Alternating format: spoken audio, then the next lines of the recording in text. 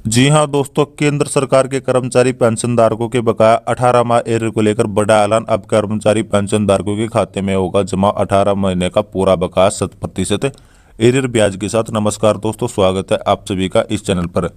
दोस्तों, देश भर के लाखों पेंशन भोगियों के लिए फरवरी की पेंशन को लेकर 18 महीने एरियर को लेकर साथ ही साथ कर्मचारी पेंशनधारकों के लिए महंगाई भत्ते ऐलान को लेकर आ गई बड़ी खुशखबरी। साथ साथ कर्मचारी पेंशनधारकों की सैलरी पेंशन रिवीजन को लेकर बेसिक पेमेंट रिवाइज को लेकर आ गई बड़ी खुशखबरी। कर्मचारी पेंशन भोगियों के लिए ये वीडियो काफ़ी महत्वपूर्ण होने वाला है, तो वीडियो में अंत तक बने रहे। और आपसे निवेदन है कि वीडियो को अपनी तरफ से लाइक कर दीजिएगा, क्योंकि आपका एक लाइक ही हमारी मेहनत का फल होता है। साथ ही अगर चैनल पर पहली बार विजिट किया है तो नीचे ब्लैक कलर की सब्सक्राइब बटन को दबाकर चैनल को सब्सक्राइब जरूर कर लेगा, क्योंकि यह चैनल आपको कर्मचारी पेंशनधारक, भूतपूर्व सैनिक, भूतपूर्व जवानों से जुड़ी जानकारी समय समय पर प्रोवाइड कराता है।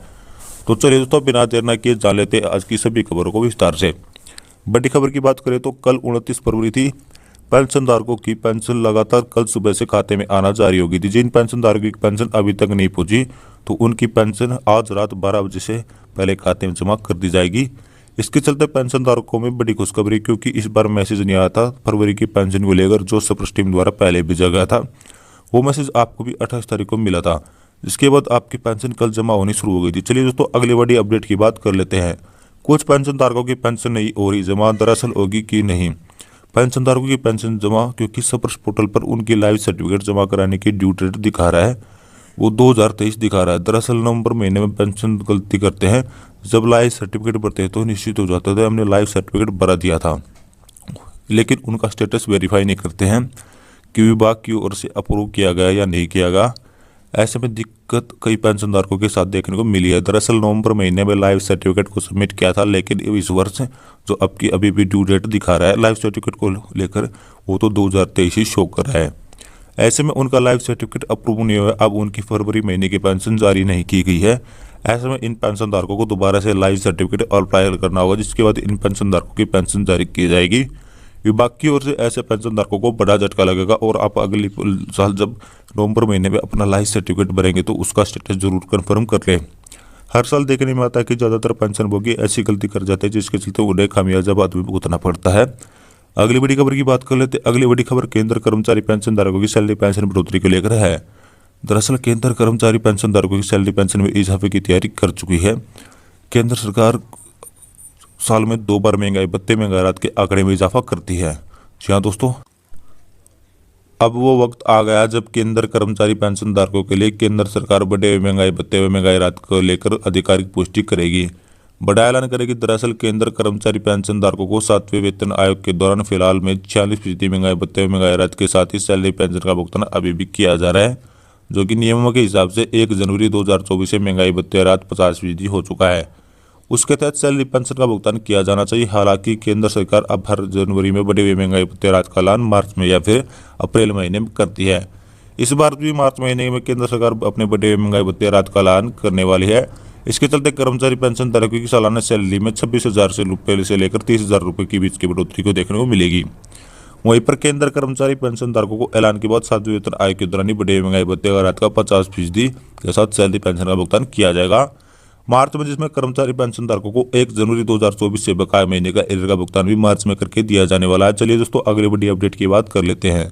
अगली बड़ी अपडेट आपके सप्रश पेंशन भोगियों के लिए सप्रश ने नया नोटिफिकेशन जारी किया है, जिसके मुताबिक देखने में आता है कि अक्सर पेंशन धारकों एक शहर से दूसरे शहर में अपना रेडिएशन चेंज कराते हैं, जिसके बाद वह दूसरे शहर में शिफ्ट हो जाते हैं, तो उनके सप्रश पोर्टल पर अपना एड्रेस चेंज कराते हैं। अब वो सप्रश का नया अपडेट आ रहा है। उसके मुताबिक आधार कार्ड में जो आपका एड्रेस होगा उसी एड्रेस के आधार पर आपको सप्रश पोर्टल में एड्रेस को चेंज पाएंगे। पहले आपको ड्राइविंग लाइसेंस और आपके लिए पासपोर्ट ही मान्य था, लेकिन अब आधार कार्ड को भी मान्य कर दिया गया है सप्रश टीम द्वारा। चलिए दोस्तों, अगली बड़ी अपडेट की बात कर लेते हैं। अगली बड़ी अपडेट केंद्र कर्मचारी पेंशनधारकों के लिए निकलकर सामने आई है। केंद्र सरकार 7वें वेतन आयोग को नहीं लाएगी। संसद के अंदर केंद्र सरकार ने साफ कर दिया है, लेकिन अब बड़ी खुशखबरी निकलकर सामने आई है। कर्मचारी सूत्र बता रहे कि नाम न लेने की दिशा में केंद्र सरकार 7वें वेतन आयोग के दौरान ही जल्द ही आपके सैलरी पेंशन को रिवाइज करेगी।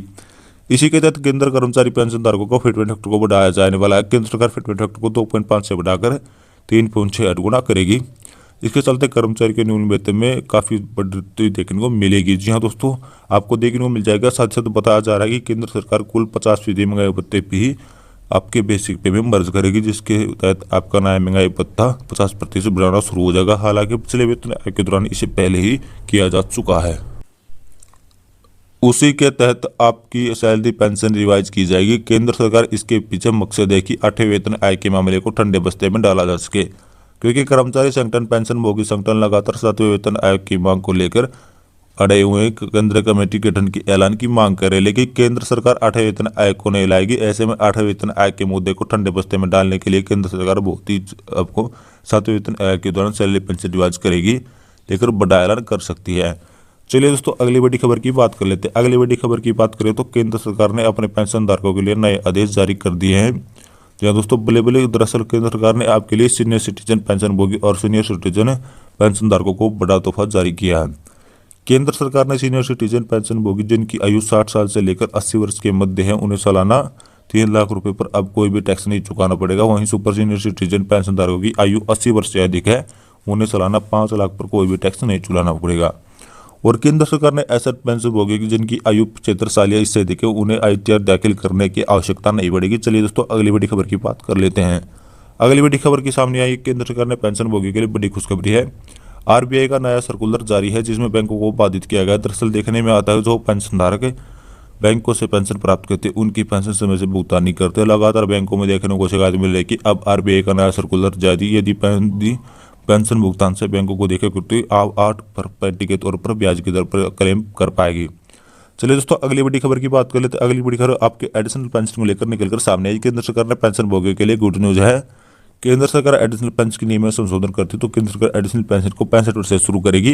एडिशनल पेंशन के अंदर केंद्र कर्मचारी को संशोधन करते हुए 65 वर्ष की आयु से प्रत्येक 5 साल के अंतराल पर 5%, 10% तथा 15% की बढ़ोतरी को अपनी मंजूरी करेगी। तो दोस्तों, हम आशा करते हैं कि आपको हमारी जानकारी पसंद आएगी, तो वीडियो को लाइक करें, शेयर करें तथा चैनल को सब्सक्राइब जरूर करें। धन्यवाद।